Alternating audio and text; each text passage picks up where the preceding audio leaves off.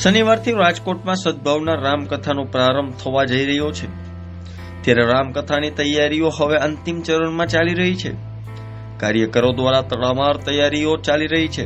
આ રામકથામાં અનિશ્ચિત બનાવ ન બને તે માટે વિશેષ કાળજી રાખવામાં આવી છે. આ સાથે જ રામકથા માટે આયોજકો દ્વારા 20 કરોડનું વીમા કવચ લેવામાં આવ્યું છે.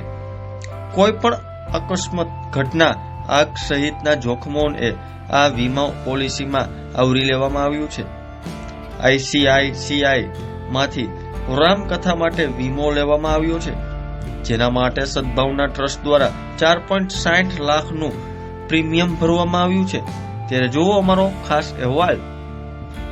આ રાજકોટ શહેરમાં તારીખ 23 નવેમ્બરથી 1 ડિસેમ્બર સુધી પૂજ્ય મોરારી બાપુની રામકથાનું આયોજન છે.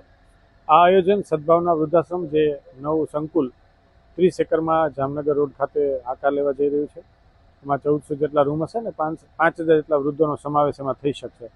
એના લાભાર્થે આ રામકથાનું આયોજન છે. આ રામકથામાં લગભગ 30,000 લોકો સમાઈ શકે એવો ડોમ છે. ડોમની અંદર અલગ અલગ ખંડ પાડવામાં આવ્યા છે, જેમાં અયોધ્યા ખંડ, વાલ્મીકી ખંડ, રાઘવ ખંડ, આવા 10 નામ રાખવામાં આવ્યા છે, જેમાં શ્રોતાજનો બેસી અને કથા શ્રવણ કરશે. ભોજનની વાત કરું તો ભોજનમાં એક અલગ ડોમ આખા રસોડા માટે બનાવવામાં આવ્યો છે, જેમાં 18 એવા ચૂલા બનાવ્યા છે, જેમાં આખો માણસ સમાઈ જાય. રોજના 22 મણ લાકડાનો ઉપયોગ થશે અને ચૂલાની રસોઈ બનશે અને લોકો ભોજન પ્રસાદ ગ્રહણ કરશે. 30,000 લોકો ભોજન કરી શકે એવો પ્રસાદ ગ્રહણ પણ વ્યવસ્થા કરવાની આખું આયોજન છે, જેમાં 2 ડોમનો સમાવેશ થાય છે. વિદેશથી એટલે કે USA, UK, યુરોપના દેશોથી, પછી નજીકના બાંગ્લાદેશ, શ્રીલંકા અને અનેક દેશોથી 20 જેટલા દેશોથી લોકો કથા શ્રવણ કરવા અહીંયા આવવાના છે. આ સિવાય મેડિકલની સુવિધા પણ અહીંયા ઉપલબ્ધ થશે. બસની વિનામૂલ્ય સુવિધા છે. રાજકોટના લોકોને આવવા માટે બસ વિનામૂલ્યે મળવાની છે અને વિનામૂલ્યે પરત પણ મૂકી જશે.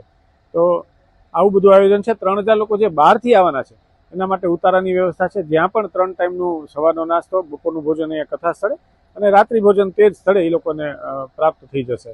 તો તમામ વ્યવસ્થાઓ અહીંયા ખૂબ સુદૃઢ રીતે 3,000 થી 3,000 જેટલા કાર્યકર્તા આ કાર્યમાં લાગેલા છે. આ કથામાં ખૂબ મોટી સંખ્યામાં જ્યારે શ્રોતાજનો ઉપસ્થિત રહેવાના છે, ત્યારે આશરે 20 કરોડ જેવી રકમનો લોકોનો વીમો અહીંયા ઉતારવામાં આવ્યો છે. પણ ઈશ્વરનું જે આ કાર્ય થતું હોય, અહીંયા કોઈ પણ એવી ઘટના બનતી નથી કે જેથી કરીને આ વીમાની જરૂરિયાત પડે. લોકોને આ કથા શ્રવણ કરવા માટે વધારવા વિનંતી કરું છું અને અહીંયા પ્રસાદ ગ્રહણ કરીને પણ પછી જ જાય એવી મારી વિનંતી છે. ને રાજકોટ, સૌરાષ્ટ્ર અને ગુજરાતની જનતાને વિનંતી છે કે આ કથા શ્રવણનો લાભ ચૂકશો નહીં અને 23 તારીખ પહેલાં જ અહીંયા રાજકોટમાં પધારી જશો એવી વિનંતી.